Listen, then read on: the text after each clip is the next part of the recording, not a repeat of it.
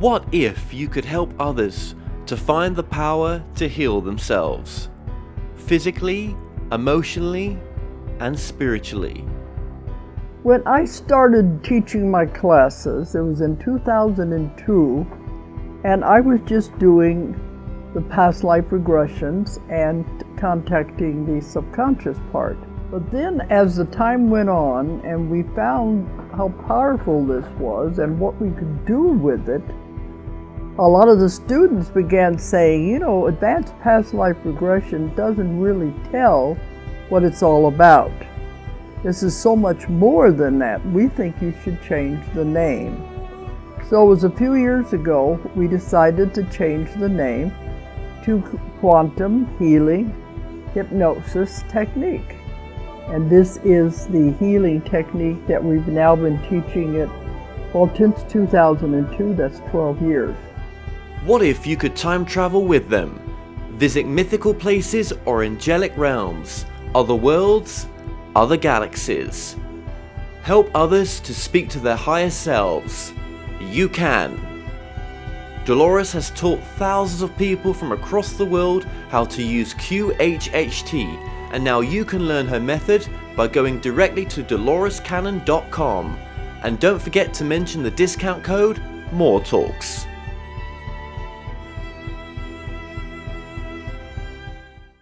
Glad the rest of you stayed. We're almost done. This is a home stretch. Now, with a panel, that's what this mic is for here. Panels have to do with questions. So anybody that wants a question, line up in front of this mic. And we'll do as many as we can in the time. Okay.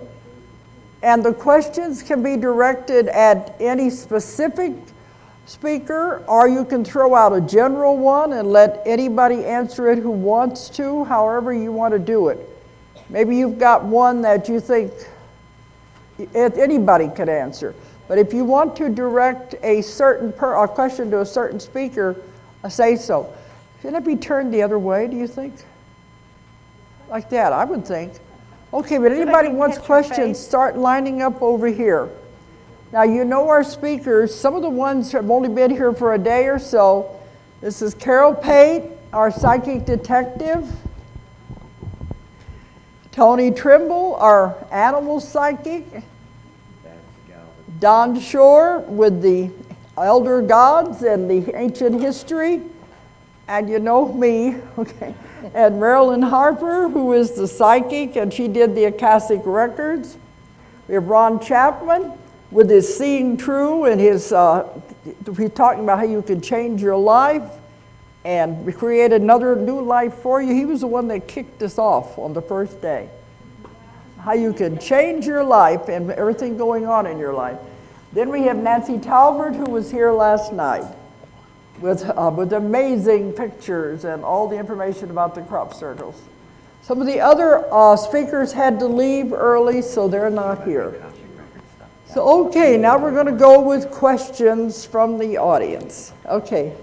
Hello, my question is for you, Dolores. You had mentioned to get to the new world, which is where I would like to be, one of the things we have to get rid of is fear. How would you suggest the best way to do that would be? Okay, because I was saying you had to get rid of karma and fear. They said start thinking for yourself. Don't believe everything you hear on TV or read in the papers, because a lot of it is propaganda and is put out there to make you afraid. It's part of a control. They said start thinking for yourself and looking behind the scenes and asking lots of questions. Carol's nodding her head too. You agree with that? Oh yeah, Go absolutely. Yeah. Okay, thank you. Well, go ahead and say something about it also. What I've learned is fear is dark. It will stop you from learning. It will hold you in place or make you flee. You need to be afraid of fear. So you need to do whatever you want to do, you think you should do, whether you're afraid or not. If you have a gut feeling that this is not the way to go, if you have a clenching, you do not need to go that way. Okay. That's all you have to do. There are no risks unless you feel that clinch or you Okay. hear, don't do this. Okay, thank you. Marilyn might make a comment too about it. The way I've worked at overcoming fear, I'm hot now, is counteract it with love. You know, those things that we fear the most are going to continue to come up over and over and over again. And so send love, surround yourself with love, anchor your energy, see where the core is to that fear, and go into your meditation, go into your Akashic records, go into your guidance system and ask them, where is the anchor, where's the core? Then when you deal with that core, then you can release it. Oh, thank you very much. Okay. I have a question for Don. You mentioned in your speech that after the flood, there was a remnant of the Cro-Magnon that was kind of the savages that were left behind, and that the Homo sapiens were taken up and then reintroduced to save that strain and let the others more or less go by the wayside. What happened to that remnant Cro-Magnon that did survive the flood? They eventually died out. They again became feral from all indications, and were the savages, the few savages that survived the flood and then the disease and the famine afterwards. And again, typically on a high mountainous area, typically just died out. Lived out their useful life, probably around 24, 25 years old at that time. And, perhaps even the bulk of them prior to the return by the ancient ones with the descendants of the very, very few fully modern true people that they took with them.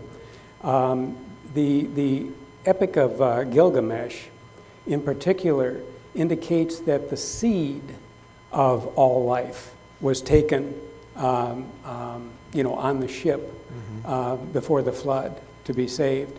And to me, that meant DNA. Right. So there was not this pairing of 2x2s on Noah's Ark and so forth. Fauna and flora were, DNA were extracted. Their DNA were extracted, and a few fully modern man, Homo sapiens, were taken on board, probably as part of the crew even. And obviously it would have been their descendants, because they were gone from roughly the 10,500 BC time frame until roughly 93 to 9200 BC. So they were gone for quite a while. Yeah. Well, my question was about, was there any interbreeding back to that or not? And obviously you've answered that no, there would not have been. Yeah. Thank you. It doesn't appear to be any that, at least that I have been able to uncover. Okay. Thank you for your question. Okay. I actually have two questions. The first one is for Tony, and that is, do you have any techniques that we could use to learn to communicate with animals ourselves? Well, what I usually tell people to start off with is learning how to meditate first. And I don't mean that you have to sit there and do this for an hour. I mean, there are a lot of good guided meditation tapes on the market. All you really want to do is quiet your mind. The next thing that you need to do is make sure before you meditate that you ask a question that you'd like having answered. Whether, is my dog sick? Is he hurting anywhere? And then you have to wait and expect an answer. And sometimes that answer doesn't always pop right out. But the first thing that comes to your mind after you've asked that question is your answer. And I always recommend people keeping a journal, because there's no other way for you to self-validate the information that you get during and after meditation unless you have a journal of some kind, and then go back and read it. And does it typically come through the answer? Would it be like a physical feeling of pain in a shoulder or a hip or a knee, or would it just be the thought that my animal needs attention in this particular area, they're having stomach aches or whatever? There's a lot of different things that will happen. Yes, you could have a physical feeling yourself. Sometimes when I'm reading for people, like a horse or a dog will make me want to sneeze or cough, you know. So yeah, you want to note all the things that you're feeling, because that's what you're trying to do, is open up all your senses. We've been taught to shut those all down as modern society has worked on us, you know, over the centuries. And used to, when we were hunters and gatherers, like this Cro-Magnon, we were very much in touch with that sensitivity, but now we're bombarded by everything else. So I've had people say to me that they were listening to the radio driving down the road when the answer came to them, or they were reading a magazine and suddenly their question was answered when they looked at the magazine. So I think you have to keep your mind open, basically, to any way that they'd like to communicate that information. Thank you. Thank you. I have one more question, and this is for Nancy and for Dolores. And I'm very curious as to whether or not that young man, Robert, has or is intending to have Dolores regress him and do a session for him. No, he's not. No? Oh, Robert he works completely alone. And I've noticed I have the same instinct, although I think he has it much stronger. What people here are saying is know yourself, pay attention to what's inside. And Robert knows this, that what he needs to know, what he needs to do is inside him. And if you pay too much attention to what other people are saying and other people are thinking, and it can interfere with your own knowing.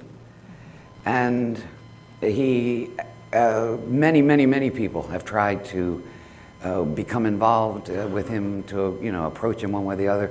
And it is not disdain, it is not that he dislikes people at all. It's that he knows very clearly that what is inside him is what he's supposed to be paying attention to. And it's through that he will do what is helpful or useful for the world. Maybe he can pick up on people's intentions better. You know what he did at Easter? I had brought him a present, and it was a secret. I don't usually bring him presents, but I had this idea to bring him an Easter basket, and I didn't know if they had Easter baskets in Holland or not. So I went to the 10-cent store and I bought a basket, and I bought all the stuff you put inside, and I bought chocolate Easter bunnies and eggs and things, packed it all in my suitcase, took it over. And when I got there, I said to him that I had a present, but he couldn't have it until Easter. Well, he starts, what is it? What is it? And I hid it all in the room. A couple days later, he came and he said, I really want to know, what is it? And I said, well, I can't tell you. It can't happen until Easter time. But he sits down at my table, a piece of paper there and a pencil, focuses, and what does he draw? An Easter basket, Easter bunnies, Easter eggs. He knows to pay attention to what is inside him, because it's taking him where he's supposed to go, and has shown he's curious about other people who do this same sort of thing. He pays some attention once in a while, but most of the time he's paying attention to this inner voice. Thank you. He's got more psychic abilities than he realizes. Both of us we're finding. It goes back and forth. You are.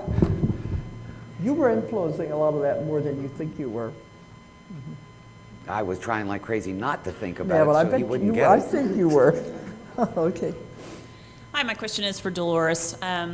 You had spoke about the waves that come through. I was curious about the light workers, because I don't think I fit into any of the waves. But as light workers, can you just tell us a little bit more about why we are here? And I mean, I kind of know that, but I mean, just as to what you've gotten. Well, they're part of the whole thing. You volunteered to come and help at this time. And I guess the light workers who say they're light workers are more aware of their mission, where a lot of the other ones don't know. They just feel lost and feel they want to go home. They don't know where home is. They're unhappy here. But the other ones have found out why they're here and their purpose. You're part of the whole thing, but you've become aware of it. That's what I think. And where, Carol, I think, can answer some of that, can't you, the light workers? Put you on the spot. Okay. Basically, you're here to learn as much as you can possibly learn what is truth, learn what isn't truth, and apply the truth and be an example and to teach and to use the truth on a daily basis, however you choose. What I've learned is they will present to you what you need. You Okay, don't have to good. seek it. Okay. Good, because that's a lot of stuff, man. Oh, yeah. Yeah. But see, you're more aware than the average person of Yeah. what you're supposed to be doing. And I think, and it's, we are to know what we're to do here. Like you said, some people don't know what that purpose is, and I Well, think sometimes you're not supposed to know. If you would know, you would defeat the purpose. If that's, Exactly. they say that way, okay. But over time, as I've evolved, I feel like that I've learned more what my purpose Yeah, is. okay. You know, and that is a big question, as you said, to someone to ask, what is my purpose? Why am I here? So, okay. Do you have a comment or do you disagree? Oh, no, I agree completely. I think that our purpose is to live our joy, and in doing that, it all comes through. The light workers, along with the first wave, second wave, and third wavers, are here to help with the shift. And it's just exactly what Dolores said. I agree with that. Do you have anything to add to that? Well, actually, I do. Good. Okay. For those of you who were here for the first presentation Friday night, I don't think I recognize you from the audience. Sorry, we didn't No, get no, there no, till it's, today. that's so. fine. I would suggest forgetting about what you're supposed to do. I would suggest that That's easy. Good. that Yeah. doing, trying to find out the doing is the problem. The mystical path would suggest that if you get quiet on the inside, which you all are talking about, it will find you. You don't have to find it. You don't have to do anything. But you do have to get quiet enough that it can manifest, blossom through you. And that's the last thing in the world, in the material, egoistic world, that's the last thing we want to do. We want to go out and scurry around and make things happen. Yes. That's the human programming on Earth. And so I would encourage you to start finding ways to get very, very quiet on the inside, because then whatever is there will simply blossom effortlessly. Okay. All right. Thank you. Too hard. Oh, well, I don't Or have maybe trouble you with mix that. it up. I think you're here on Earth in a body for a reason. And to go ahead and scurry around and do stuff, that's fun too. Yeah. But it seems to me to have also that ability to be very quiet and still and listen. I mean, I like my body. I'm glad, I don't like my body, but you know, I'm glad I got one. Yeah. We'd be funny without a body anyway. But Couldn't do much. there's an interest, I want to highlight something that happens is, and it happens every place I go when I talk about getting quiet and dropping the doing, the ego gets threatened. The ego is identified with some kind of doing. I know that. And so, but what becomes interesting is what people hear me saying is, so therefore, you know, don't get out of bed, sit on the couch and hope that God's going to pop a hot dog through the keyhole for you. The difference is the mystical path would say, when you get quiet, you get your direction for what's to be done next. In fact, the phrase is, listen for what wants to happen. Then the doing is the expression of what wants to happen, not what my ego, which has all kinds of interesting ideas, most of which are deep in mischief. The quiet will reveal that which needs doing, and then I become the instrument rather than the doer. And that's where all that is harmonious has a chance to happen, because I cause a lot of trouble when I get caught up in my plans for my doing. I don't think I'm alone in that. No, you're not. Yeah. No. And yet I do understand we are built to do something. The problem is in my programming that gets off into its own adventures, rather than waiting for the guidance, the way to be made clear, and then moving into action. Okay. Okay. Cool. Thank you. You'll find it. It'll come clear to you. Thank you. This is for Nancy. Crop circles.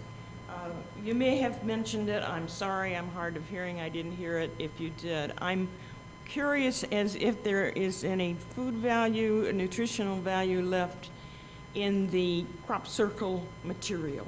The grains? The grain. Yeah, she means the stuff that's flattened inside the circles. Nobody knows. There have been no nutritional analyses carried out that are in any way reliable, and so nobody knows the answer to that. There are people who have made beer from, the flattened barley and wheat and stuff, and people say it's good beer, and other people have made bread. Lots of people make bread. They go in and harvest the flattened crop and then, grind the seeds up and make bread. But no one has had the money or the expertise to do a nutritional analysis, so we don't know. But you also talked about the seeds. No, but it has nothing to do with nutritional analysis. Well, nutrition, no, but they're behaving what the differently. content of those seeds, what the elements, the vitamins and all, we have no idea whether they're the same, different, or what. Sorry. Give more money to BLT research, then we hire more scientists, and we maybe find a nutrition. That's what we're looking for, is somebody to do that sort of work. But unless we have a volunteer, some of our scientists are volunteers, but some of them aren't, and those we have to pay just normal fees. And all of the money that comes to BLT and all of the money from these speaking engagements does not go to me. It goes to the BLT, which then pays for these services that have to get done. So if you've got a rich uncle, grandfather, something or other, remember us. But I think it's a big discovery where you said they're able to grow in drought and without sunlight, without water, and that's a big discovery. We don't know if the nutritional value Yeah. is any different. But it does have a more abundant growth, so that's a beginning. A huge increase in yield. Yield meaning more seeds Yeah. and bigger seeds, not a change necessarily in the nutrition. Okay. Carol, I think it was you that mentioned that they had found marine fossils on top of the Sphinx. Now, does that indicate that that part of the world was sunk below the ocean or something? It was underwater. It was definitely underwater. That would fit in with Don's Yes. story of the Great Flood. Well, the Sphinx has been eroded by water. And when you see the fossilized sea anemones on the tail and the ear of the Sphinx, you have no doubt. How else could they have gotten there? So, And the lines on the side of the Sphinx, too, they said shows Yeah. it was eroded by water. Eroded by water. Yeah. I think that Casey had said in one of his readings that the Sphinx was 12,500 years old or something like that, which goes beyond conventional wisdom. But Dolores said that was talking about making the shift to the new Earth. Now, if we're lucky enough, say I'm lucky enough to go with the shift, should we even be concerned about historical perspectives of this sort? Be concerned about the what part? About the historical perspectives like the age of the Sphinx and that sort of thing. Yeah, because there is so much stuff that is buried. When I was on the air one time on a radio show talking about Atlantis, and I got an email from an archaeologist, and she was very, very angry. She said, "How dare you go on the air and talk about something there's not one shred of truth that it ever existed?" And I said, "What I've found is a lot of the evidence is not there. You're never going to know it, because a lot of it is underwater, a lot of it is under huge mountains of earth when they had these, the earth moved also, so you're never going to find evidence of a lot of these things. So who knows what's going to happen? There's a lot we don't know that's been destroyed." Will this even be a matter of concern in the new Earth, though, is I guess what I'm wondering about. I don't think we're ever going to lose our curiosity, I hope not, to want to know things. All right, well, thank you. Okay. I'm testing. Can you hear? Am I in the right place? Yeah. No, really. I want to thank you all very much for all that you've taught us, all of you. And I have been reminded here of something curious that quite some years ago I was told when I was in northern Idaho out camping with a few people that I was told by a light in the sky when there was no moon and nothing but clouds that I am from Sirius, the planet Sirius. And that's Sirius, no? And I was told by a person who was also at that, it was a Native American ceremony thing where there was a lot of conflict. He told me I was from Sirius B. He said A are the people who come to do something or other, and he said Sirius B people are come to Earth to help people and teach people. And I have been told separately that I'm a survivor. And I wasn't thinking about anything in particular, but I read your books, I'm going on, and I've been told I'm a survivor, and this is for years. And I realized more and more it means I'm a survivor of whatever kind of things are happening in the earth changes. And so my question is what sort of kinds of help or thing I should learn or do as a survivor, on what level, or what can that mean? Does You're anybody know? surviving. You're doing it. No, I mean, helping, it's following my intuition, I guess, because I used to want to know everything about everything, and now I just want to know how to get people to take Bach remedies so they won't suffer. I'm focusing apart from meditation, but a survivor Got would any mean, answer? yeah, does anyone have some other ideas about what it would mean, what I could do? I get the feeling that she needs to take herself seriously. Frankly, that's exactly the intuition I'm getting. Okay. That you don't really take yourself seriously. And if you did, this would become clearer. Now, I'm not quite sure how people learn to do that if they don't know how to do that. Now you say I should take myself more You seriously? should. I should. The sense I have, and Yes. just what I'm getting, Yeah. is that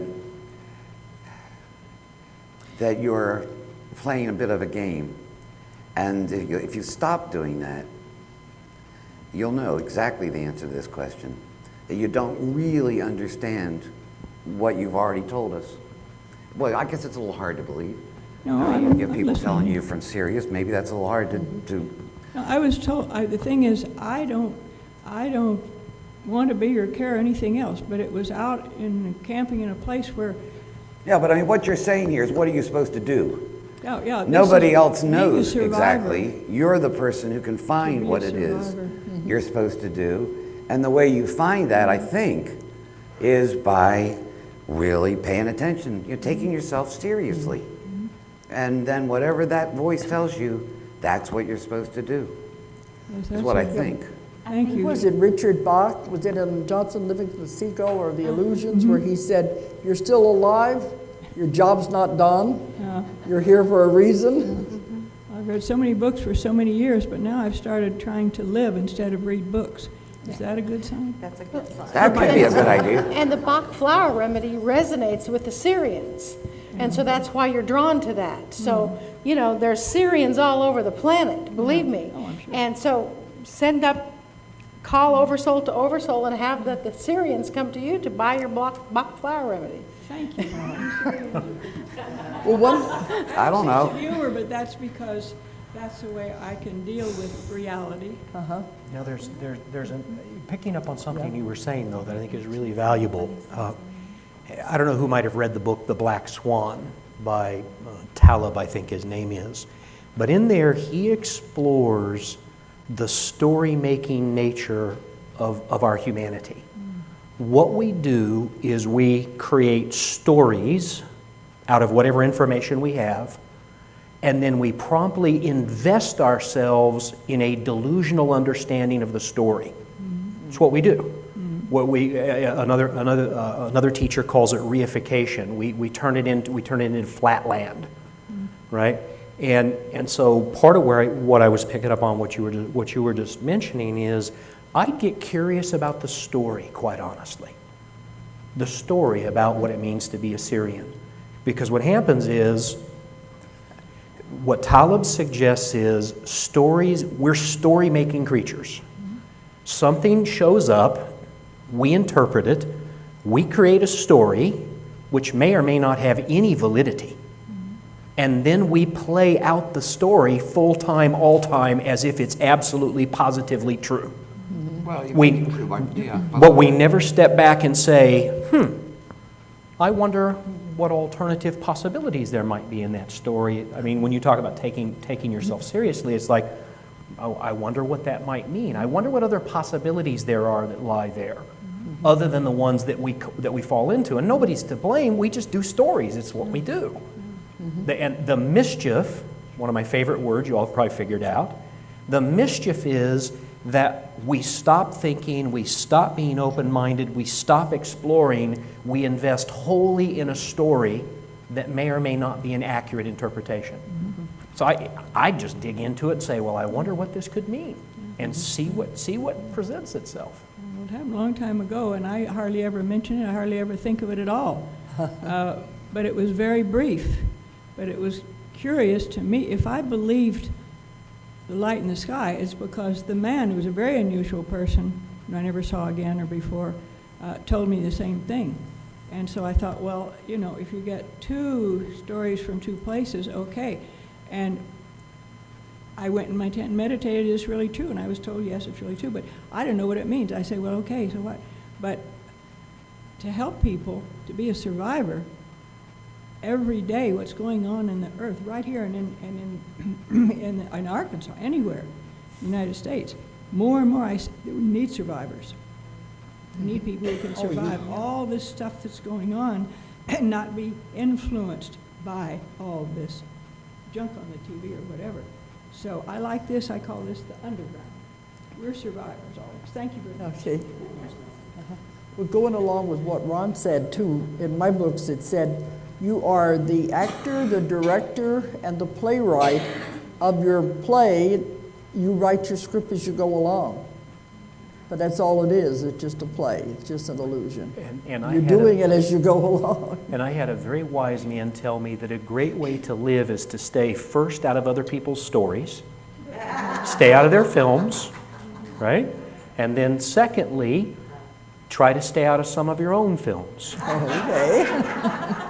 And I found that to be very good advice. Didn't realize it's just a story anyway. That's right, it's just a story. All right. I have several questions. First, Don, about the gods of antiquity. Would you consider the Elohim and Sunat Kamara and Ancient of Days gods of antiquity? I got the, would you repeat that? I'm sorry. I have a question about the gods of antiquity and maybe who some of them were. Would you consider the Elohim? Okay, let's do it individually. The Elohim were the outer planet human-like beings. Okay, that clears that question. Okay, then the next one. Sunat Kamara? Could you spell that? No. I'm not recognizing that. I'm I think sorry. you're too close to the microphone. It's distorted. Maybe that's part of it. Back up a little bit. Yeah. Okay. What was the word? Closer. Closer, further away. I don't know. Now I forgot the other one. What was the second one? What was the word? Yeah, Sunat Kamara. Sunat Kamara. Not Kamara. So he supposedly came to Earth with 144,000. Never ran across that, period. Y'all are familiar with 144,000 somebody? Well, the religious articles and Yeah. the biblical text and so forth, but the Sumanara or whatever. Sunat Kamara. Again, I repeat, Okay, I've never never mind run then. across that one. That's Now I what forgot threw who me the in. other person was. Oh, no. So I'll go on to my next question. You weren't thinking of the Anunnaki, or? No, I know who the Anunnaki are. But I have always wondered about the Elohim, who the Elohim were, because I have several books on them, and I was kind of curious who they were. Same as the Anunnaki. Okay. The outer planet, human-like beings, the colonists. I really wish I could remember who the other person was now. Then you talked about, we talked about the earth, where it would divide, okay? Yeah. And you were also, you talked about how the Cro-Magnon man was let die. So this question has to do with both of that. When the earth divides, the humans that are on the earth, are they going to, do you feel that they will be let die like the Cro-Magnon man because they are so evil, or they no longer need to exist? Remember we talked about the earth they're dividing? just going to continue their life. Uh-huh. And many of them will die because of all the disasters. Mm-hmm. But I don't think the whole thing will be wiped out.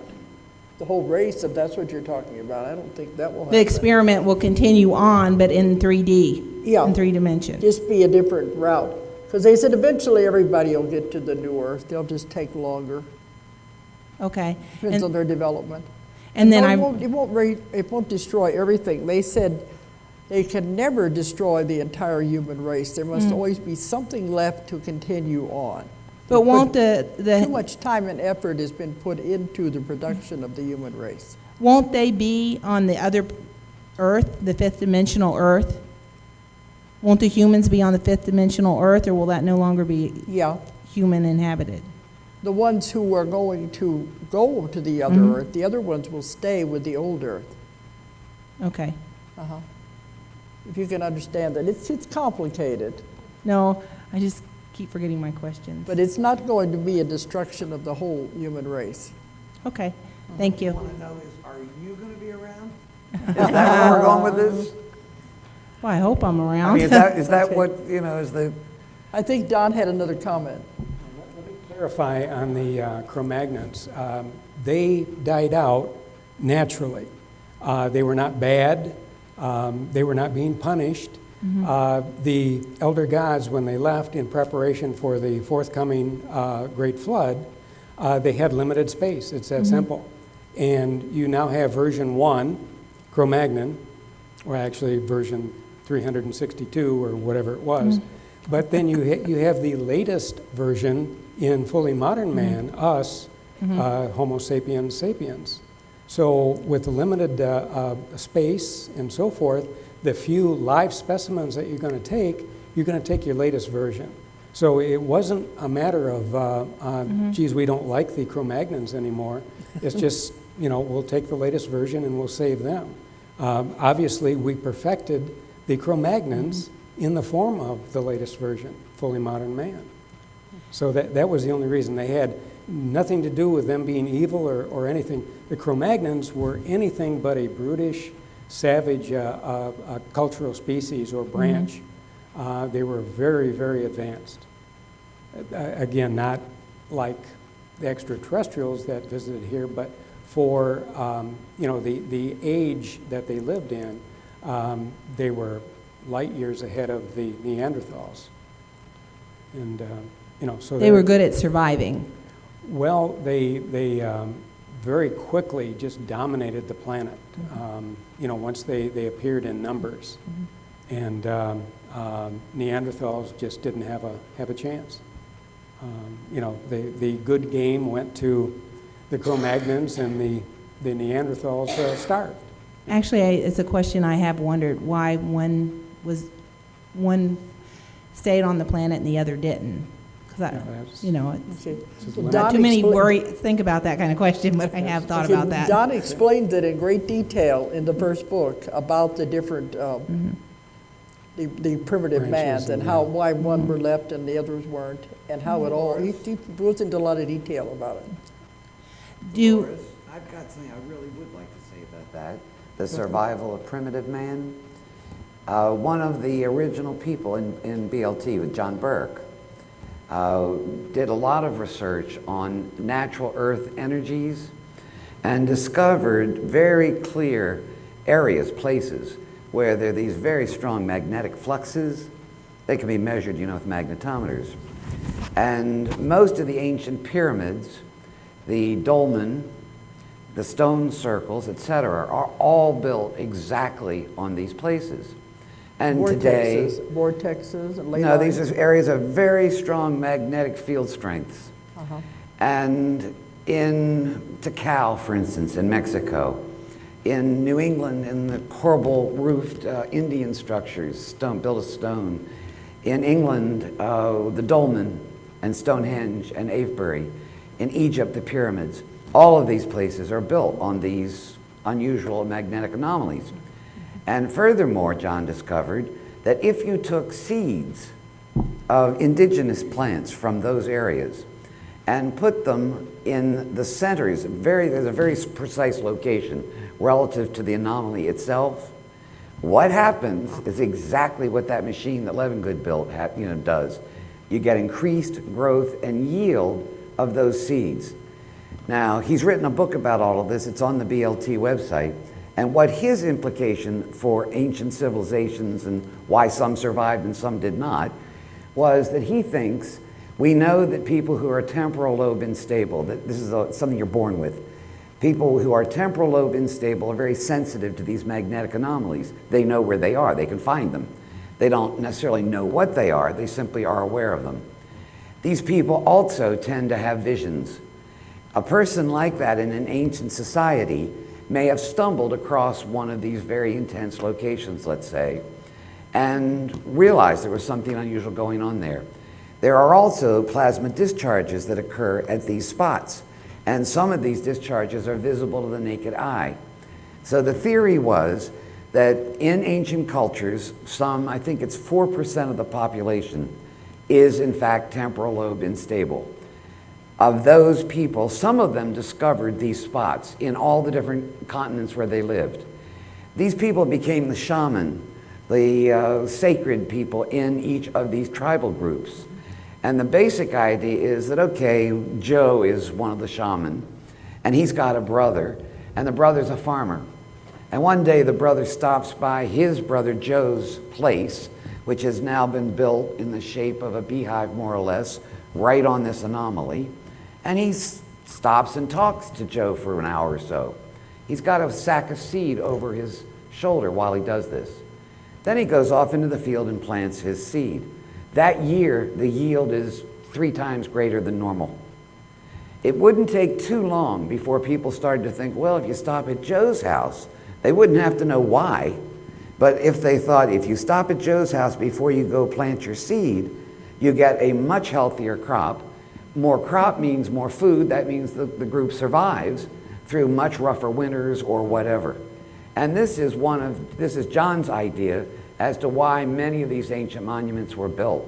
They were built to mark these places because the ancient people realized that their seed was enhanced when it was exposed to these. They didn't know why, but it didn't matter that they didn't know why. They knew it did happen. And that then gave a huge food resource to a group of people who might not have had it otherwise and would therefore perhaps have died. The book is called Seed of Knowledge. I can't remember. It's on the BLT website if you go to the published papers section. And it's a very interesting book. It makes sense, you know. Yeah. It's a Well, if theory. you pray that- over certain things, you improve the energy of it. So seed could be like praying. I've done that. You pray over water, you pray over essential oils, it improves them. So I can see that happening. The other question is, do you feel that the gods of antiquity have returned to help us? I mean, I think that's, does anyone have a comment on that? Well, They never left, let's put it that way. Okay. That's They basically never true. left. When they went into exile in 3150 BC, they went back to bases on the moon. The Apollo program, again, is touched on in the book in the first and second volume. The astronauts were aware of other people beating them to the moon in 1969. So they left Earth in exile, but they didn't leave our region of space. They stayed here with us. Yes, and they have been observing us. If one wants to, you know, if they're part of the UFO phenomenon, they probably are. But they can't, you're not supposed to know they're there because that'd be interference. Precisely the case. They never left, they're still watching us. They're not shy in that respect. Everyone wonders why you constantly hear the anti-UFO crowd. Well, if they really exist, why don't they land in City Hall and come out and meet the mayor? And the obvious is they're under a mandate. They're under exile right now. I honestly do not know what the terms are for the expiration of that exile. If it's a specific date, such as the Mayan long count calendar's end time, December 21st, 2012, or if it's a more ambiguous date, such as the next major global catastrophe that might hit Earth, you're then allowed to come back to help us being the outer planet human-like beings that colonized. And again, there are very few of them left. I notice you don't give them a name. Well, actually, it would be nice to know their home world, so they could either be Meldekians or Martians, I guess. But period, there's and no amount of research. I think I did a share, can really determine if their home world was Meldek, the planet that was destroyed, or Mars. I personally think, well, all of the common sense, the major indications indicate Meldek by far. You know, if I had to pick, it'd be a 9 out of 10, maybe a 9.5 out of 10 for Meldek, and a 1 or a half for Mars. On that same hand, before they were destroyed, they had space capabilities, the outer planet human-like beings. And they had bases on Mars or Meldek, whichever wasn't their home world, they had bases on it. They also had bases on Earth. Absolutely no question about that. So are there still people on Mars? Yes, there are. Yes, in my work there is. They're living underground. Okay. Well, that's in the times after the evacuation of the few people, the few survivors from the Meldek disaster. They were housed on Mars as the primary off-world settlement, I guess one could say. And that's another reason why everything points to Meldek as the home world, because if it was Mars, there would be more survivors from the disaster rather than the extremely few outer planet human-like beings that did survive the Meldek disaster. As conditions deteriorated on Mars, they did go subterranean. And it was all at the equator. The best living conditions, you know, as the conditions deteriorated, ended up being at the equator, which would be natural, and subterranean from the standpoint of more constant temperature. You know, so everything went that way. That's another reason why when they did colonize here, they went to the highest mountaintops. It was more like Mars. They went subterranean. All the major complex of tunnels throughout the world, such as in South America. This was home to the outer planet human-like survivors. Now, with the split that I referred to in the talk this morning, where they had a war between the dissenters that wanted to colonize Earth and their dissenting group that thought that the effort should be spent on improving the conditions on Mars because they were continuing to deteriorate, rather than spend time on warfare or space capabilities. They were wiped out. But the split itself at the time, you wanted to know a name. I refer to the bad, if you will, the colonists that became gods on Earth. I refer to them as the BOPH beings, the breakaway outer planet human-like beings. And that was to differentiate them from their counterpart, their cousins, if you will, on Mars, the lunar Pitres. That group was a very compliant, very helpful group to the ancient ones. And from that group, the ancient ones picked their helpers, the intermediaries that worked with the humans. The typical leaders of many of the early settlements on Earth were the helpers of the ancient ones. And they ended up being the rulers of those individual cultures or civilizations that they were sent to guide and educate, help, and so forth. Thank you very much. Okay, but in my work, a lot of the ones that are still coming to observe, they come from all over the galaxy. They're assigned to a spacecraft. It's just like Star Wars, all these different types. And some of them can't go home because their planets have been destroyed.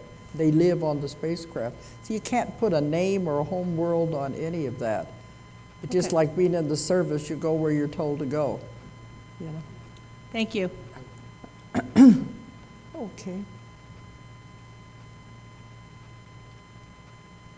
My question is directed at Dolores. Can Okay. you hear me? I can't hear you. My question is directed at Dolores. And being a mother of 3, I've spent some sleepless nights being concerned about this division of the new earth and the old earth. Yeah.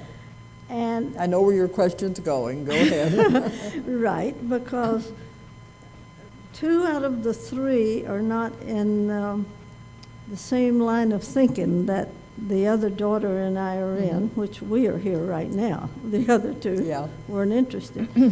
How can I make that more or less painful when it comes time to split? I don't like the thoughts of leaving my children in a negative situation. I did a lecture in Minneapolis at an expo, and afterwards, these people were telling what they were saying. They said, "Oh, it sounds beautiful and wonderful. I'm ready to go, aren't you?" And this other one said, "Yeah, but what about my husband? What about my children?" Right. And the man said they all have to make their own decisions. This is You what can't the do it daughter for them. that is here with me today keeps telling me, "Mom, it's a soul decision, and it's theirs, not Yeah. yours." It's their life, their That's karma, right. whatever they decide. You But can't. how do I take the maternal pain away? You can't live other people's lives for them. Well, that's true. They have to live their own, and we have to give them the freedom to make their mistakes or whatever they're going to do. But all you can do is throw out ideas and then see if they accept them, but you can't make anyone believe anything. They have to find their own way, and like I said, they will all get there eventually. Just some of them will take take a longer. detour or 2, huh? Some will take longer than others, but they said eventually everybody will get there. Thank you. What you can do, if you just feel as a mother, you have to do Yes. something. Yeah, mothers One of the do. I understand, I'm a mother. One of the proactive approaches is to hold the space for their awakening. Hold the space when you speak of them, instead of, words carry a primary intention. So when you speak of them, speak that they're awakening, they're triggering, they're opening up to their divine destiny, they're getting it, instead of saying, when are they ever going to get it?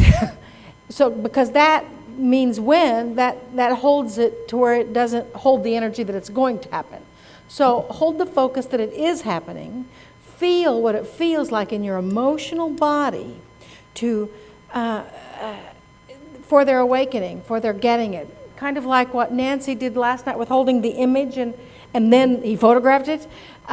Same thing, same kind of approach. Use your words to reinforce that primary intention, and then it'll be easier to happen anyway. It's got a chance. Okay. But they always say, walk your talk anyway, and they'll notice. They'll get there, huh?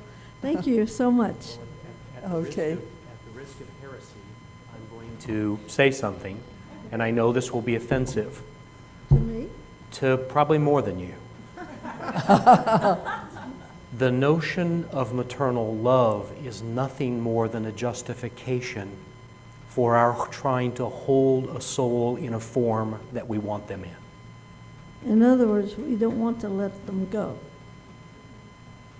That's reinforcing the idea of maternal love. It's called control. No, that's No. I don't miss. I know there's love. I'm not suggesting there's not love at work. I'm suggesting that we create a story like that justifies our clinging to them, when in fact real love does not cling. And so there's a human thing that sneaks in. And a thing we can do is take a look at that. We can ask ourselves a question along the lines that you were just going down. We can ask ourselves a question that says, so what's my problem with letting them be? What's my problem with letting them have whatever evolution it is, knowing that their soul is intact whether I see them again or not? Why am I fearful, to go back to something that Dolores was actually talking about, why am I fearful that if it doesn't continue to be in the form I want it to be in, that that's a bad thing? I mean, and that's the reason I'm hesitant to even say it, is because I know that that sounds horribly harsh. But the reality is, if I'm clinging to people, if I'm insisting on them holding their form for my pleasure, I'm not doing anyone a service. Yes, but there's a difference between clinging to something and controlling it. And I'm going on this great vacation, and I want you to come along with me. And it's just we are tribal people. We are our family units, or even our spiritual family. If I have something that I've found that's really, really good, I want you to come too.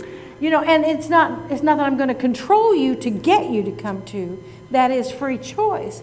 But it still takes our desire of sharing that love and that excitement and that to know that there's something besides fear, right, and something besides that. And by asking the question about what I'm clinging to, whatever mischief is in there gets a chance You're to get implying out. she's clinging. She's not clinging. She simply has pain at the idea that people she loves may not have the same joy she has. I'm suggesting it's a good question to ask. Yeah. I don't see any sign she's clinging. I was thinking Carol may have a comment. Do you have a comment on that? Okay. That's a good time ago, that as a mother, as a wife, we tend to do benign control. Now, we do it for multiple reasons, which are usually very positive. We want to protect our children. We want to protect those that we love. And so we think it's our job to show them how to, because we've had years of experience that have been passed down to us from our parents, God help us. So we reach out and we try to push them this way and share with them over here. But you have to love them enough to respect their choices, good, bad, or otherwise, because otherwise you get in the way of their lessons. And they need those lessons, just as you have needed yours. And you do it with love and with faith that they will make the right choices, they will make the right decisions. But if they don't, let it be okay. So I guess it comes down to unconditional love. Yes, it does. Thank See, you. that's one thing they have said. Don't carry your children around on your back. You'll only make you sick. And they said, don't. I learned that lesson. And they said, don't take your children's lessons away from them. Oh, We okay. always want to Good fix words. everything. Thank you. Okay. Wow. Such a powerful panel. This is a toss-up. Okay.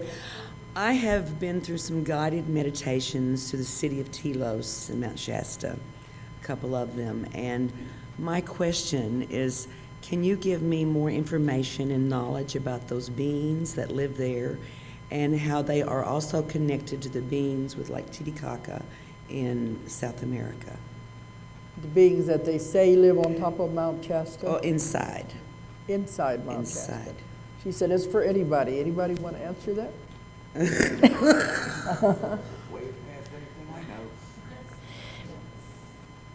The beings that live inside Mount Shasta and the connections, the earth beings that are connected to there's a whole realm of earth beings that are combining it's not a physical tunnel, but a connected energy, whether they're in Lake Titicaca or somewhere else, but there's a whole realm of earth beings. The beings that live in Mount Shasta are mostly, from my information, ET energy that has come here and it's an undercurrent of transformation of the planet in helping with the shift and holding the stabilized energy. That's what I know about the beings. Now, whether they're the same folks that you're talking to, I don't know. But that's what I know of the beings, and there's a whole undercurrent. They're connected at Mount Shasta, they're connected at Crestone, they're connected at Stonehenge. There's a whole realm of, if you draw a line of the meridian that goes through the temple, the pyramids at Giza, Stonehenge, through this area, Crestone, the Mount Shasta, those are all connected on a meridian line, and so they're working in the planet to assist with the shift from that direction. But what I've got is probably a different thing, but these are actual physical people that do live in the hidden cities underneath the earth. Yes, The that's- whole tunnel system connects them all. And the tunnel entrances are under pyramids all over the earth. The tunnels were put in first, and then the pyramids were put on top of them. There's a whole civilization living in this underground, under the earth. And boy, they're way, way more advanced than we are. But those are physical beings. They have no desire to come to the surface. They have their own light answered source my question. and everything.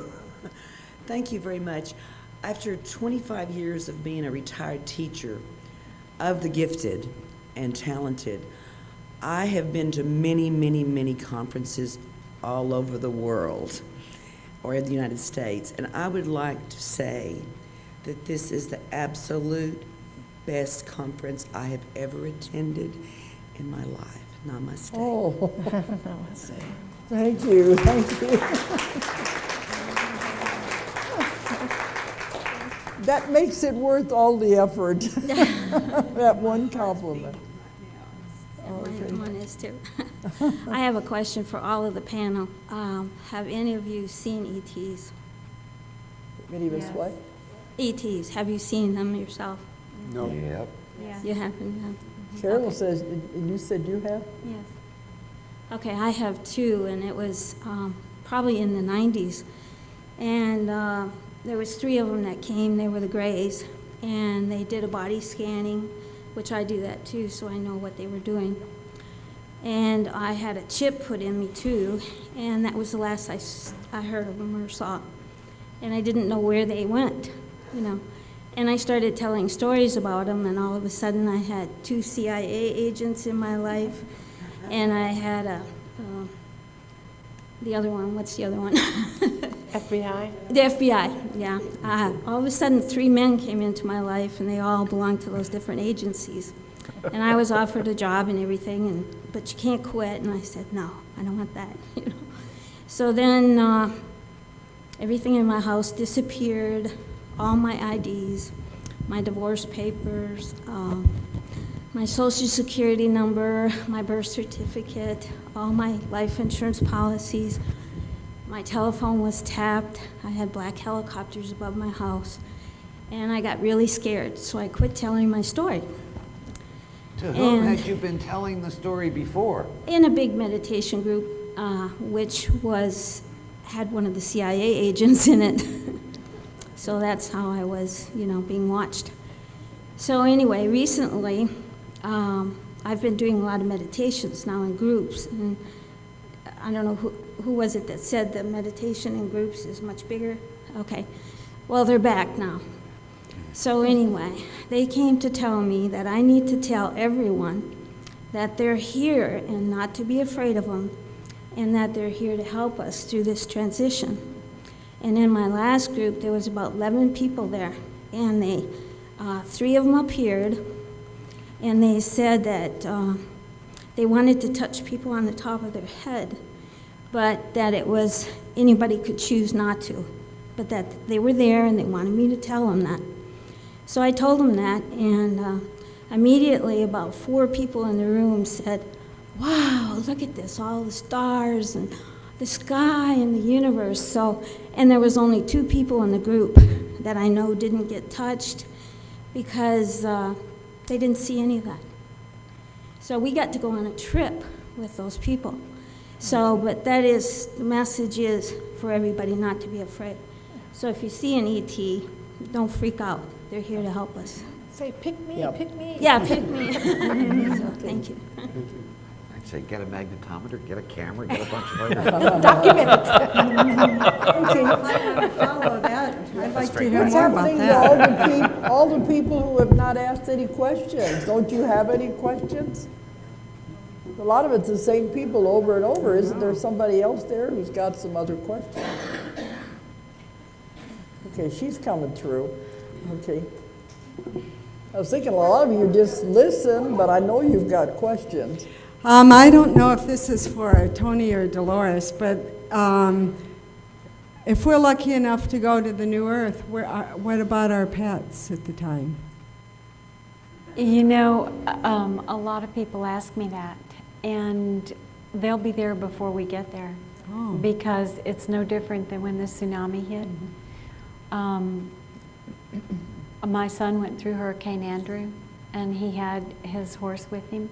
The horse got sick and made me take it home before the hurricane hit. They have this intuitive knowledge that we're not privy to yet, and I would say to all of you, just watch your pets. Okay. When they start wanting to leave, or they get very agitated or something like that, don't scold them. You know, just ask them, where are we going? You know. But this will happen long before the actual split. Dolores, do you think that it's going to be just this sudden big bang? I don't. No, they said it's gradual. It's happening now. We're in the middle of it now. So I was thinking if it was actually in 2012, you know, the young animals that I have, it would be unlikely for them to normally die before then, but... It's not going to end. I said that's the culmination. Yeah. We've reached the height. It's not the end. It's simply just a transition, you know. It's a transition. That's all. It's just you know, Chief Seattle said that death was not really death. It's simply a change of worlds. That's what we're going through. We're not going to experience a death. Right. You know, but you know, our animals also, they're very pragmatic about death. They know there's a beginning, a middle, and an end. And they know when the end is here, it's like, oh yeah, it's the end. Well, when you mentioned the horse, I thought maybe you meant the horse had died, you know, before Hurricane Andrew. Oh, okay. No, he hadn't died. Oh, okay. No, he started getting really agitated. He got really nervous.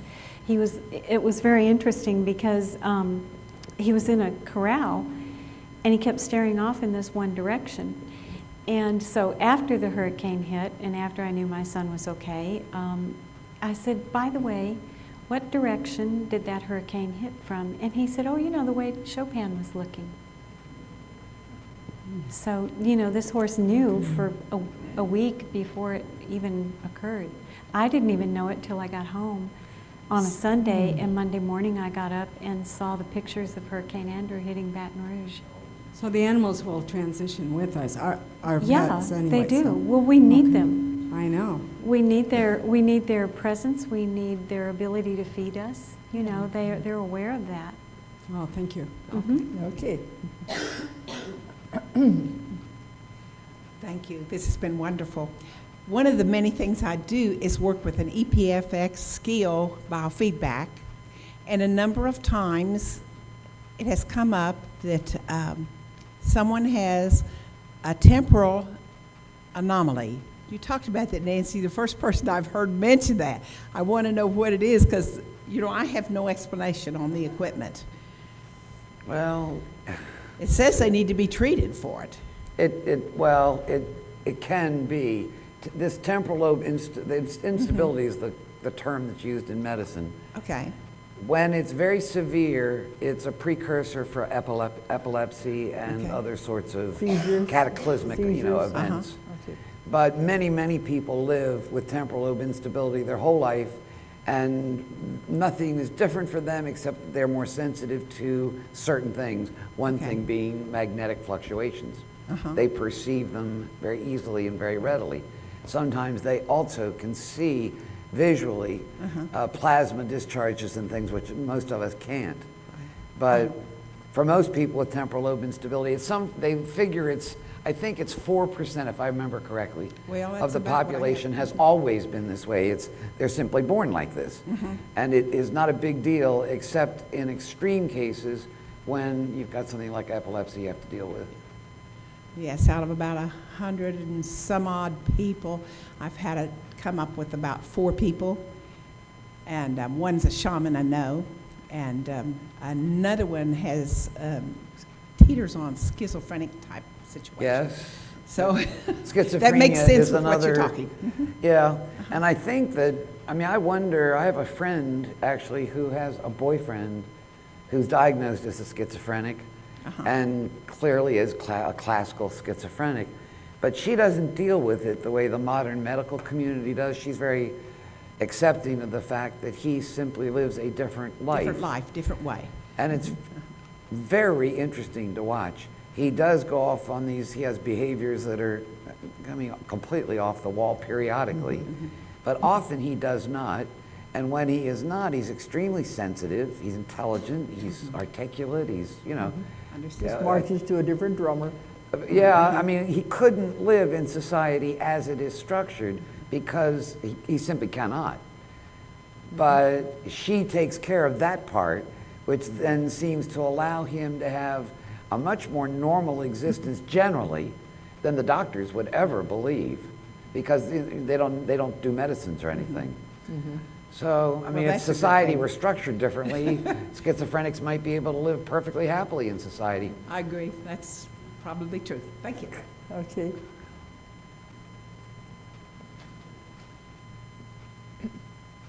Well, the first thing I want to address is what you just said. Hadn't thought about that.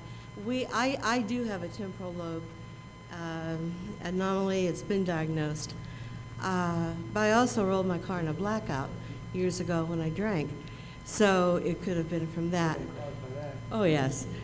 But since my grandmother was Cherokee and myself and my son have all had visions from earliest childhood that we remember, and we see things and we talk to spirits, and people who have passed over come and tell us things. I'm not, maybe the temporal lobe. That sounds more like. Okay, but my brother is schizophrenic, and this is what I want to say to you. I had never thought about that. I recently, May 1st, put him in a constant care facility, but he did live with me. I took him off the streets. He lived with me for 11 years. He's been schizophrenic since we were children. The medications He has always help him at all? talked to ETs. He has always talked. His writings, he's a poet, all of his writings, all of his magazines, you know, National Space Association, everything has always been. Okay, so thank you. Thank you for bringing that up. It gives me a whole different light. I have a question, because this is where my confusion's always been. I had always wondered if I was perhaps a walk-in, but then I didn't think I was, because I remember all the way back to my childhood and being very angry because I was from the stars and wanted to go home. And, you know, and I can remember always going outside at night and talking to the stars and talking to the people that's my family. And okay, but the walk-in part, well, that's what I'm trying to put, okay. When I rolled my car, and it rolled and rolled and rolled and flew through the air long distance, I had severe head trauma. Now, my personality got even, I mean, my ability to use my strengths and healing and working with animals became even stronger after that. So how could I remember past lifetimes and do also what I'm doing? I have a rescue ranch, and do what I do now with animals and people, but still remember living in the stars. That's like being schizophrenic. To me, it's like two lifetimes. No, it's not schizophrenic, no. Well, but you understand what I'm saying? Why does it matter? I remember living on the stars, but yet I remember past lifetimes. Sure. How, I don't understand that. You've had both. You've had it all. Why is it a problem? I didn't know you could have it all. Certainly. I thought you either lived on the stars or you lived in this world lifetime after lifetime after lifetime. You lived on the stars lifetime after lifetime, learned everything there. You come here learning things here. So I'm actually bringing those memories with me too. Yeah. I didn't know I could. Oh, certainly. I There's a whole lot others you don't remember too. All right. You're limiting it. You're limiting it limiting it to a great degree. You've had hundreds and hundreds and hundreds of lives of every kind of description. Yeah, I can remember a lot of them. You're remembering some, but that doesn't mean that's all there were. Yeah. So I did live on another planet. I really did. Yeah. Yeah. Oh. I've written about it. It's in my books. And lots of people I just bought a have. whole bunch of your books. Lots of people have. This is part of. That's what I said. This is one school. There's a lot of other schools. Everybody in this room have lived on other So I'm not a planets. walk-in. I could have had all these walk-in is a experiences. totally different thing. Right. If All right. you were a Thank walk-in, you could still retain the memories, though. Yeah, you could. It's not that, it's not like they're erased. If you were a walk-in, then you get the files of the previous walkout, and you can, it's like going through a Rolodex. You The can still walk-in find would them. have memories also. Absolutely. I'm a I see. walk-in, and I remember my childhood. Yeah, they have their own memories. Right. But you're limiting it because everybody here has been on other planets and other dimensions. Now you're in this school. You've had lives here.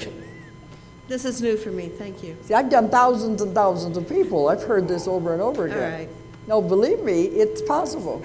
You're okay. You're not schizophrenic. No, you're perfectly all right. No, I didn't mean I was schizophrenic. I mean, it was like living a schizophrenic existence stuff. No. You know what no. I'm saying? Like, here I am over here, remembering my star lives, but then remembering this Earth lifetimes. And I just, okay. Perfectly okay. You're normal as anybody else. What is normal, anyway? Hi, Ruth. Hi. I have a question. I have a friend who has a daughter who is 13 now, I think. And the child has always been headstrong. The dilemma is that because she has trouble paying attention in school, they put her on all kinds of medication. And I think it was when Gordon Michael Scallion or somebody was talking about the children being on medication. I was just talking about it.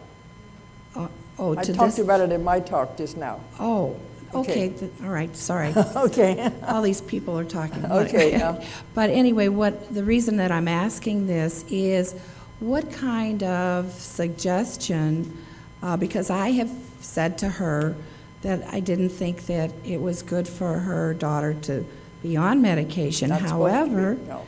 however, the doctors say, that this is best for her. So what kind of advice can I give to this mother who is like at an impasse because the school is complaining and the doctor's complaining, and she's a single mother, so she has lots of problems with this. Yeah. See, that was what I said in my lecture, is you're supposed to refuse the medication, say no to it. And the kids are just bored is all it is, because they already know the information and they're having to sit there and listen to it repeated again and again and again. And their suggestion is to give them challenges, give them something different to do. Okay. Even if they just tell them to tear something apart and put it back together again, give them something outside of the classroom to do something to help with their learning in their one mind. of the things she said that the child has a hard time paying attention. Yeah, because they're thinking he's disruptive, she's disruptive. Dolores? But he shouldn't be on the medication, no. Okay. Yeah. And in all respect for you, you're not a doctor. No, but I work with doctors. I'm just saying that without knowing this child, and without knowing Yeah. this child's circumstances. Yeah, I can see what you mean. I'm be drawing careful. assumptions. Be Yeah. careful, because the child, I don't know the child either.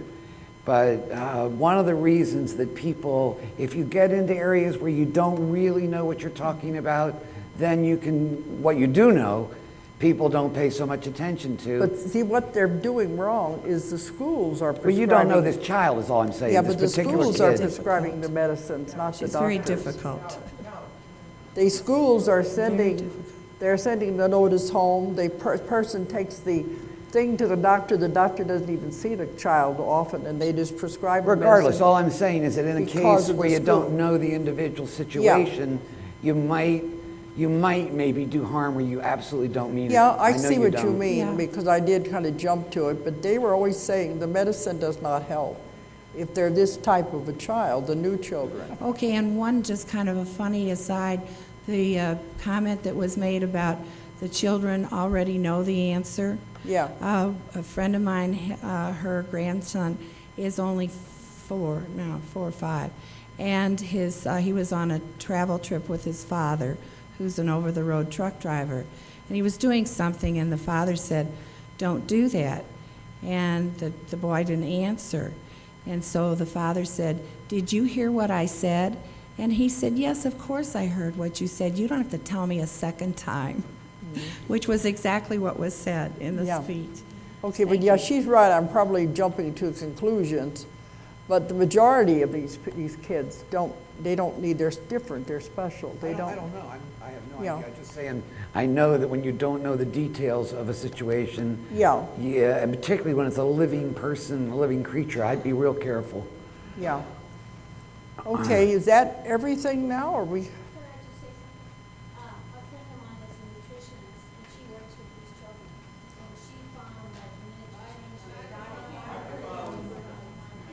Yeah. That's a very good point. She's bringing up, see, natural things are much better. There are lots of natural things that can help more than these other drugs. This woman, she works strictly with children, and most of them are ADD. And she counsels parents and tells them what to take out of their diet. Of course, the sugar, and give them lots of fresh fruits, live fruits. Just basically what Doris said our diet should be to be light beings. That's what those children should have. They shouldn't have the drugs to suppress it. The diet will help enhance and control that hyperactivity. Yeah, because every drug has side effects. Herbals and natural things have no side effects as long as you know what to take. That's why we're pushing toward the natural medicine. Yeah? Hello. I just want to, in defense of whatever, for children, some of them absorb a lot of anxiety out of the house itself. Yeah. Okay, that needs to be brought to everyone's attention. So these children need to have an energy worker or someone release those blocks because they don't know what to do with it. It goes ping, ping, ping in the body, and these kids do not, they want to put them on Ritalin to control them. But what they really need is an energy worker or someone of that sort who understands releasing the blockages. I have another friend who works on children all the time, and she said a majority of them that come into her who have some control are mad because they have to be here. So she just puts it to them, you chose to come here, you need to get off your royal whatever, and to be more responsive. She then takes care of helping them release some of those energy blockages by different types of therapy, art therapy or whatever. But, sometimes it's just an energy blockage that needs to be released. So. Makes sense, yeah. Okay. Yeah, go ahead, yeah. I was one of those kids, and there are a lot of children that have been born onto this planet and are continuing to be born here that come from other places, come from other planets. And the problem we have, most of our medical community, if you can't give it a pill, you can't x-ray it, you can't do blood work, they're lost.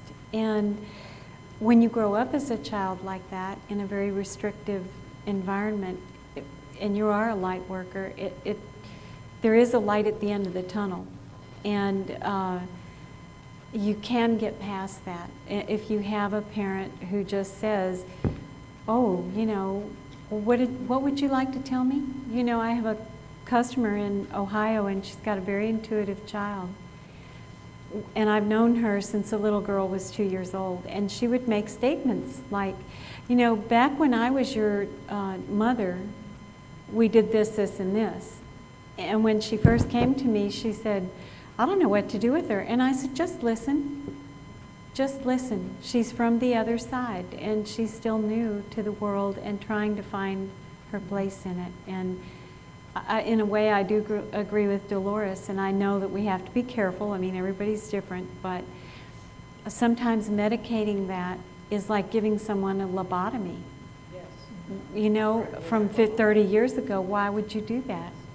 Let's try to find a different pathway to help them. Well, I was just wanting to offer something that they might want Right. imbalances. Yeah. And if they truly have a chemical imbalance that can be verified, then maybe medicine is possibly an answer. But in general, they really need to look into stuck or blocked energy Yeah. for children. But do you remember when we were kids, wasn't there always somebody in the classroom? There was a bully, somebody was causing trouble, somebody that, they were just those kind of kids. They were overactive, and that was just the way they were. We didn't think about putting anybody on medicine. They usually outgrew it by the time they got out of certain grades. Nowadays, they think you got to be this way or you put them on a pill. I had several teachers that have come to me saying that drug companies made deals with schools that if they would go ahead and get a block of children, which was 100 children, they would give them $1,000 for their gymnastic whatever. This is true. Yes, I I've heard it this through. too. I've heard it through several teachers, and they said, you know, I feel like I can tell you. I can't tell everybody out here. Now, I had a boy that was brought to me that had an IQ of over 200. He was totally, absolutely connected. He was 9 years old, and they were doing everything in their power to put this child on Ritalin. His father was fighting it, and they took him to court to try to force Ritalin on this child. And these things are happening. Greed. Greed. Yeah. Now, Make inexperienced teachers' life more worthy. Yeah. the important thing to recognize is that you need to make people aware. Have them look up Ritalin on the computer. See what it does. Empower the parents. Yeah. And a lot of the parents aren't willing to take the responsibility. They're saying, ooh, let's do this because the kid is this. Well, they're too cool. They already know. Yeah. You know, and if they would just look in their eyes and talk to them, like you said, and really find out what, and find out ways to make sure that they have the ability to do whatever they really need to do. Like this little girl was just on TV the other day, and she just made $200,000, for a charity. You say finding something they really want to do. Okay, she's helping a whole lot of kids. But this is not Yeah. utopia. She's going for $3 million to do this for autistic kids. We can't save everyone, but you can put information out there. And if they choose to inquire, if they choose to do something, that's fine.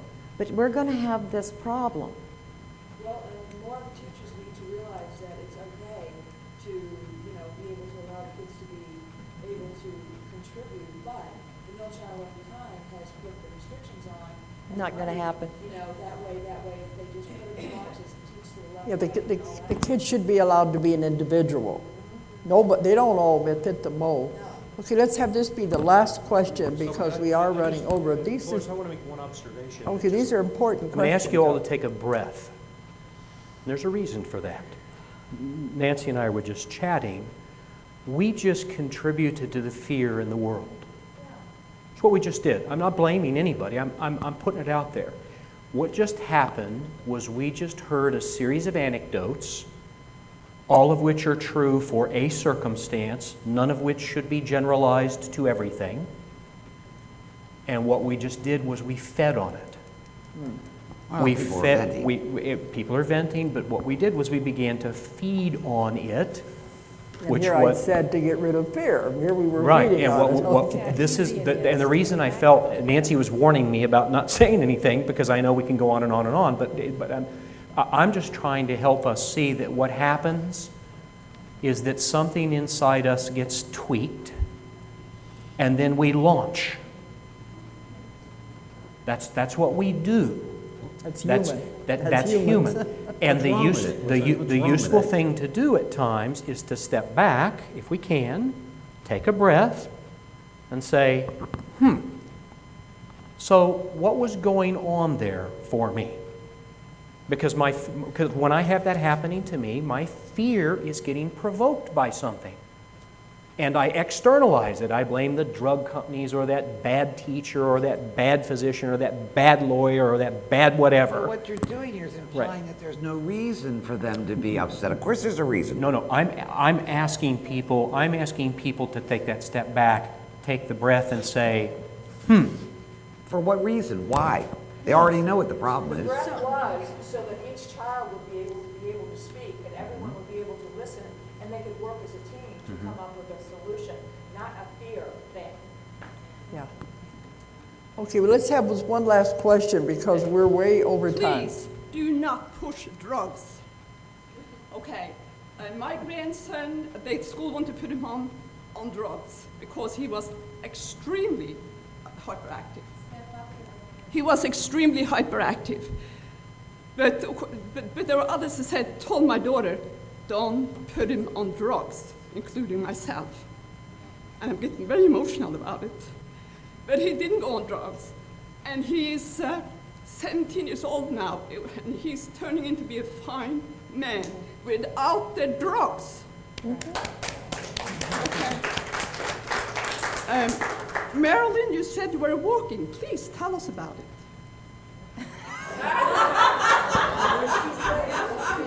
I don't know if we have enough time. And it's it is an interesting phenomena, and it's a transformation within my own life, and the phenomena of being a walk-in, and Dolores has an interesting, different take, which was a new take to me. But I've written about the normal walk-ins right. too. And what happened to me was I went into the hospital with complications for a surgery, came out. All of a sudden, I couldn't wear any of my clothes. I didn't like any of my old friends. I wasn't the same kind of person at all, and my son didn't hardly recognize me.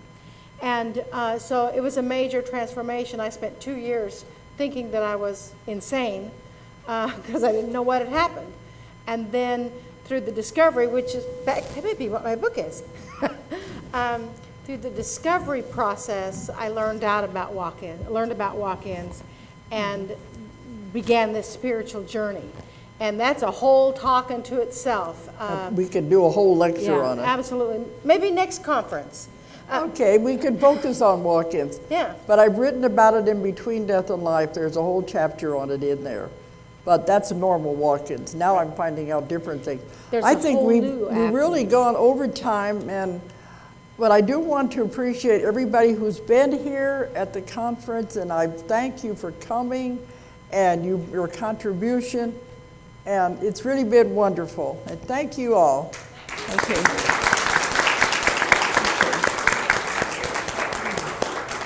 Thank you. Okay.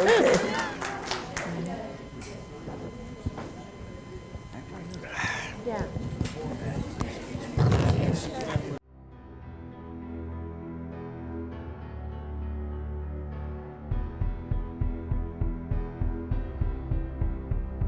What if you could help others to find the power to heal themselves, physically, emotionally, and spiritually?